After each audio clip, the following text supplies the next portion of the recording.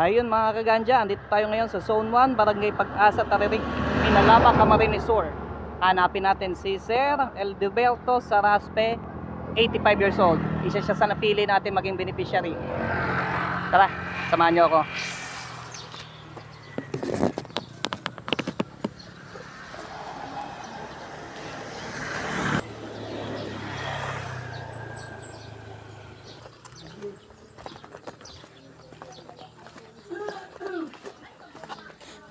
Hello. Hello po, Nay. Good morning. Si Tatay Edelberto Saraspe. Siya si Tatay Edelberto Saraspe, 85 years old, ng Barangay Pag-asa, Taririk, Minalaba, Camarines Sur. Ako po pala si Elias Arware, aka Ganja Ganja. Bali isa po kayo sa napili nung ating sponsor na maging isang beneficiary. Si Tatay po yung napili. Bali tayo, rinekomenda po kayo ni Ma'am Jocelyn Gonzaga.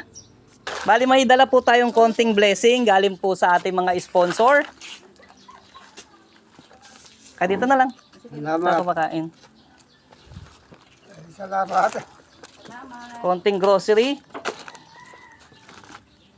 Salamat. Bigay po yan ng ating mga sponsor. Hindi po yan sa akin galing. Kayo po yung kanilang napili. Hindi po natin kayang isa-isain kasi sa dami ng mga nagko-comment naman.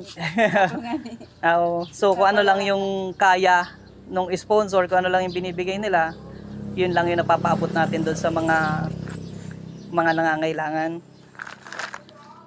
Ay. Salamat lang. Opo, maraming salamat po. Sa ating mga sponsor, Ma'am Faith Pascual at kay Ma'am Merico Nagal, maraming salamat po sa lagi niyong pagtitiwala kay Ganja Ganja para sa ating mga beneficiary na nabibigyan natin ng konting blessing. Maraming salamat po. Nakapalawan kay wala ka dyan. Kay nakapalawan kay. Oh, pwede nakapalo 5,000.